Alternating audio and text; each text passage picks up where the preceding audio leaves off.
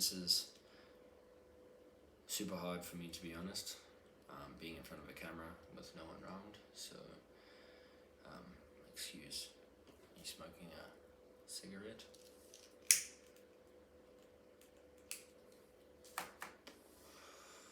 But I guess I'm just starting my journey, filming what I hope to be something that helps kids who were like me, that need help. So please don't judge for the first videos, I guess. They're all just testers. Just getting used to the camera. I just want to get my voice out there and, as I said, try be there for kids like me. But I guess I should just start with my story.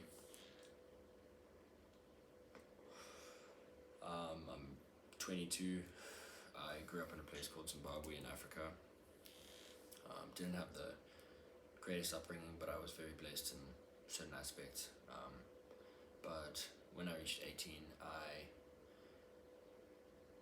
left school, went to university, and then encountered some troubles with mental health that got severely bad.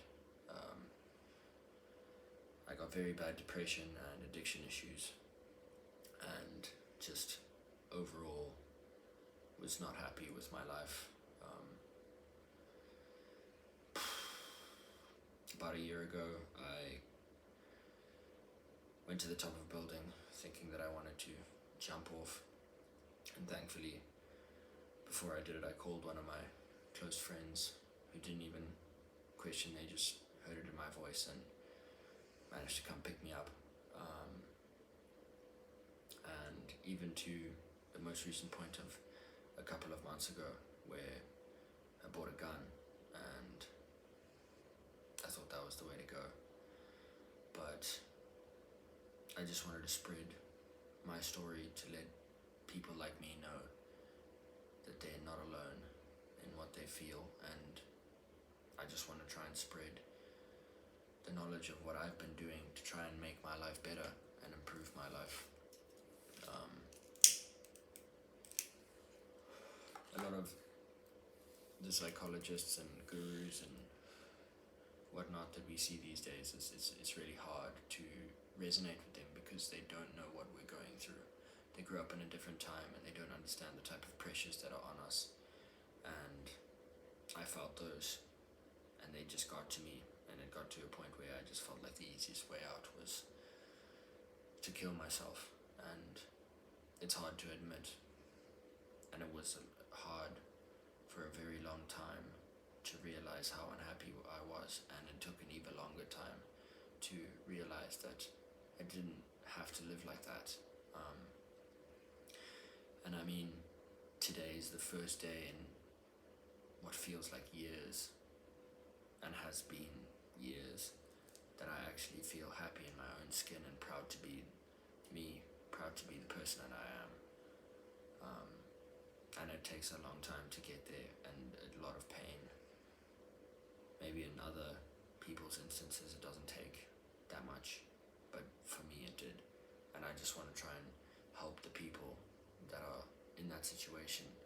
I want to try and be the person that I needed for other people.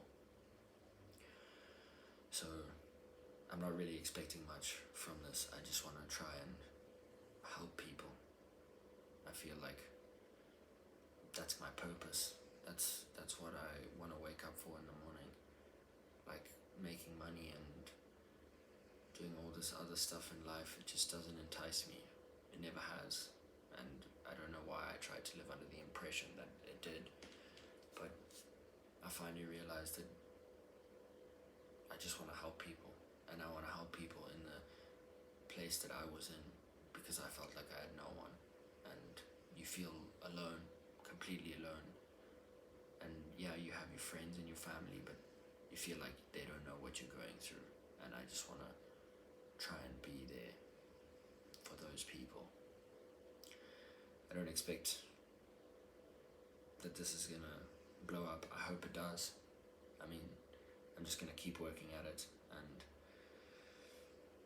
just hope for the best that I managed to at least help one person's life, at least help one person from making the decision to not do what I thought of doing, and to be able to pull them back and be able to bring their life into the amount of joy that I feel now.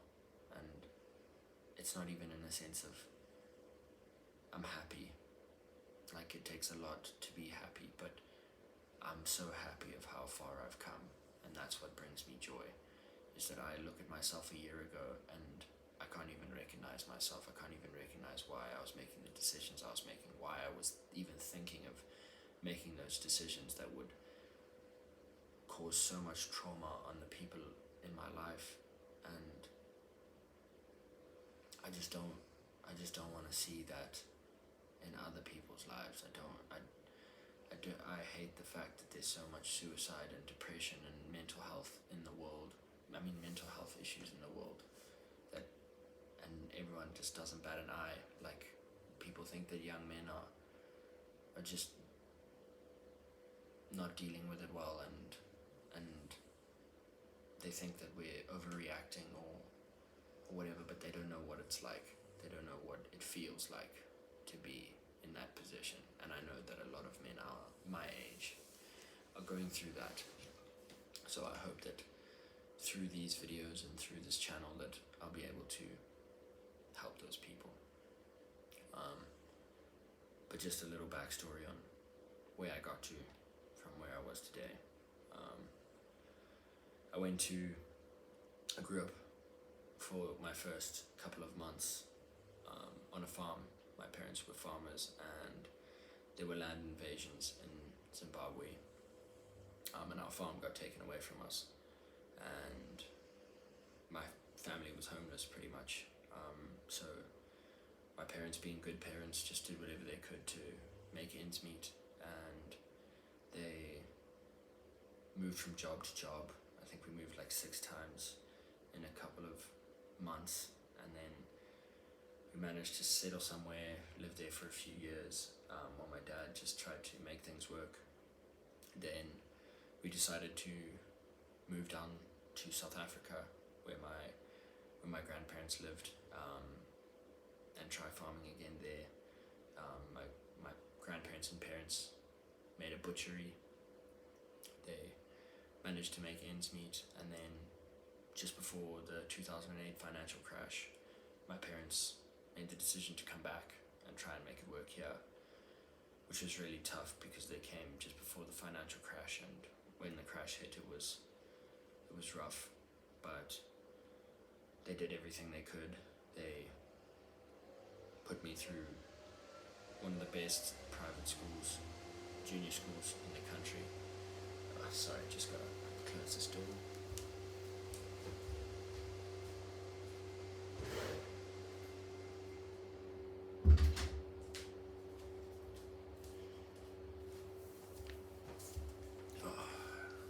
They managed to string together whatever they could to try and put me through the best junior school in the country, and they managed to do that. And I'm so grateful for them for doing that and making those sacrifices. And then I went to a senior school, just like any other. Got caught in the rat race, didn't really focus that much. For the first few years I focused because I was at an all-boys school, and then I moved to a school with girls, my downfall, and I just didn't focus as much. I didn't live up to my potential, and it was just messing around. But I managed to get through. I passed. I got accepted into university, and that's where the trouble started. I got caught up in addiction of video games, weed, alcohol, drugs, you name it. I did it all, and it just didn't bring me any joy. I was just trying to find the next thing that was going to make me happy, and I wasn't filling the void that was me. And I think on my 19th birthday, I walked into a bookstore and I bought the only book that was actually in the store was Jordan Peterson's book, 12 Rules for Life. And a lot of people have their opinions on this book, but personally, it's what started this whole journey, I guess. I read it and I knew that it was all true, and it was hard to admit that it was all true. But I didn't take action on most of it, but it was the starting block to the process that has become improving myself and finding some sense of happiness and finding purpose. And from that moment, I knew that I didn't want to be some big time party addict, even though I still partied and still did a lot of things that I shouldn't have. I realized that I enjoyed books, I enjoyed the little things, I enjoyed conversations with close friends and discussing politics, discussing what works in the world and what doesn't, why the world is the way it is. And so I just started reading, and for the longest time I didn't read properly. Like I would be so high that I would try reading and I just wouldn't be able to focus, or I would read through a book and then I would forget it the next week, and it got to a point where I just realized that that's not what I wanted to do. But then I started making progress, and as life does, it hits you with side balls or curveballs, I guess. And my girlfriend of, I think it was like 3 years, she dumped me, which was a hard crusher, and she slept with one of my friends.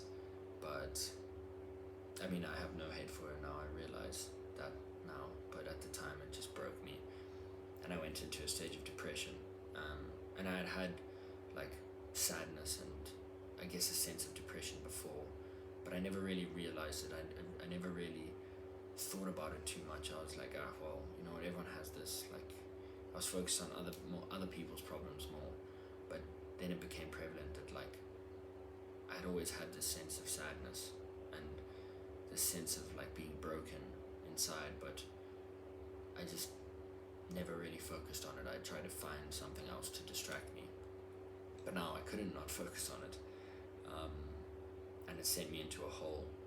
And right after that, the lockdown hit, and I had to come and sit home and deal with my thoughts. And at the time, my brother he used to smoke a lot of weed, and like that's pretty much all we did. We just used to smoke weed. I used to play video games for like 14 hours a day, just to try and get my mind off things. But then it got to the point where I was tired of that, and I tried to improve myself again, and I would go to the gym every day with my friend who lived down the road. We would exercise and we would read books, and it was great. And then I met another girl and things went well with her, and then I went back to university when things opened up a bit, and I went straight back into the addictive lifestyles, the quick gratification, and then I made some stupid decisions and I ended up losing her as well, and it broke me because this girl just wanted the best for me. She wanted nothing but happiness with me and like to bring me joy, and I hurt her a lot in making stupid choices, and I regret it a lot, but like it sent me into such a hole of I didn't even know who I was anymore. I didn't even know what I wanted, and that's when it really started getting bad. That's when everything went to shit and I didn't know what to do with my life. I eventually reached out for help and went to the school counselor, and she called my parents, trying to plead them to bring me out of uni and put me on suicide watch and send me into a mental institution, and like it was just a lot to deal with. And got sent to a psychiatrist, and the psychiatrist tried to prescribe me like 2 different types of benzodiazepines after knowing me for 45 minutes. Like, she didn't even know my medical history. She just wanted to give me drugs, I guess, and tried to admit me into a mental institution. But like, in my family there was a history of mental health issues, which I didn't really realize until I was much older. And my dad was very against it because of what he had seen had happened to our other family members, and it just sent me off in a spiral, not being able to be with her and know that like it was my fault. I always thought I was a good kid growing up, and then I'd finally come to the terms with like I wasn't a good person, and I had made these choices in my capacity or not in my capacity that had really hurt a lot of people, or well, hurt the person I cared about. And just to see your own downfall, it crushes you to realize like how much of a monster you can be. And it just sent me into a spiral. I didn't know what to do with myself. I had no idea how to improve, how to even begin again. And for a long time I was sad, and like not like sad in the sense of just sadness. I was soul crushing sad. I couldn't get out of bed. I'd sleep until like 4 p.m. I had no effort of doing anything. I didn't eat. All I did was just smoke cigarettes and weed and drink and just try and forget that the fact that I was alive and that I was going to have to wake up the next day. And it was really tough to deal with that because I could see the fear in my parents' face. Every time I left the house, my parents would be so scared. When I didn't answer my phone, they would be so scared, thinking that I had done something. And like, it really crushed me just to see how much pain I was causing them, and how much strife I had put in their mind. Because before that, they thought I was this like happy-go-lucky kid, and they knew that I had empathy and like I felt sadness a lot more than other kids, but they didn't realize how bad it was until they got a call from like one of the counselors at a university, like where their son was, and I don't think I called them in like 2 weeks, and they just get this call like, hey, you need to bring your son home. Like, yeah, it was a lot. I'm sorry if this is rambling or whatnot. I'm just trying to get how I was back then out there. And thankfully, like when I came home, it's nice weather here. So for the first like 2 months, I think I just sat outside in the sun trying to figure out what it was that was making me so sad. And I met a friend that had pretty much been through the same thing, and thankfully she helped me through it. So we would just sit together and we would just talk and cry and do whatever we could to try and console ourselves. And it took me a long time of going to therapy and taking pills and just trying to do everything to make myself happy before I realized that I didn't need the pills, I didn't need the therapy. Like, don't get me wrong, it's helpful, but it's just, it wasn't for me. It wasn't, I knew I wouldn't get better on the conventional way because I wasn't getting to the issue of my problems. Like, they just tell you to talk about your issues and they give you a pill that makes you feel better, but it doesn't. It makes you feel numb, and I don't want to feel numb. I want to live life. I want to experience what it is to experience life. I don't want to be sitting on the sideline watching my own life get lived by. It wasn't what I wanted. And so I decided that I would make changes, and it took me a long time. It took me countless months of trying and failing, and I finally have realized and got to a place where I'm happy in who I am and what I am and what I want to do and what I want to be. And gives me purpose to know how far I've come, how much has changed in a year. It's just shocking to me. And I guess I just want people out there to know, like, if you're in that place where you feel like there's no way out and you feel like the only thing you can do is end it, every day find a reason.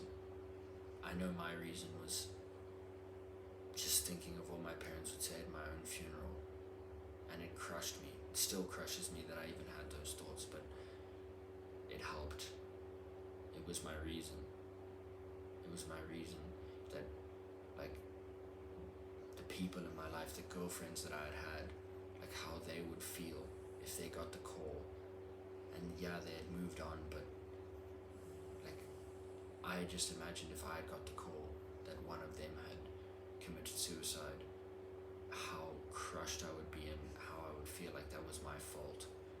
And I just didn't want them to go through that. And it was selfish of me to think the way that I thought, but in a sense it wasn't, because when you're in that place, you don't, it's not selfish, you feel like it's your only way out. And I don't want people to feel like that. I want people to feel like they can talk to me, that, like, they can give me a call at any time and that I'll answer, that I know what it's like, and that I didn't have someone like me there. And I want those people to know that I'm there. I'm happy to be the person that they can turn to in those times of need, because everyone needs someone, and this life is too short to be depressed for the rest of your life. And I know that there's going to be bad days, like depression just doesn't just go away, of course, but you've got to strive to have more good days than bad days, and you've got to strive to be better, so that even when you have your bad days, you know what to do, and you know what to turn to, you know who to turn to. And for me, that's been jiu-jitsu, that's been going to the gym, that's been reading. That's like, when I'm feeling crushed, I'll go sit in the garden and I'll read a book, and I still feel like shit, yes, but at least I'm enjoying a good book. Or I'll go to jiu-jitsu and it sucks, I sweat for an hour and I'm in pain, but when that hour's done, I feel good about myself, I feel like I can do it, and I'm learning something that will bring me confidence. It'll bring me a way to defend myself in case I ever need it. And that's not what it's about, but it's about discipline, learning who you are, and learning that even when you have those tough days, you're still going to work at what you want and who you want to be. And I mean, like, a lot of people scoff at meditation, but for me it really helped. Like, to just sit down and let your brain rewind, especially when you have, like, mental problems. It's so hard to just let your brain relax. Your brain is going at 100 times per minute and 100 miles an hour, just thinking of the worst things that could ever happen and all of these bad thoughts. But if you just let it rewind and let it relax and just sit there, focus on your breathing, then, excuse me, you don't feel so anxious all the time, and you don't feel like the weight of the world is on your shoulders. You don't feel like your soul is being crushed every minute. And it sucks that people feel like that, and it sucks that I had to feel like that to start feeling like this. And I just hope to help people get to where I am quicker than it took me, because it took me years to get here. And it crushed me in order to get here, and I don't want it to crush other people, because a few more bad things could have happened to me and maybe I wouldn't be here. But I'm thankful that I am. I'm thankful that I can spread my story and hope that this reaches someone that it needs to reach. And that's all I want. I just want to help. I just want to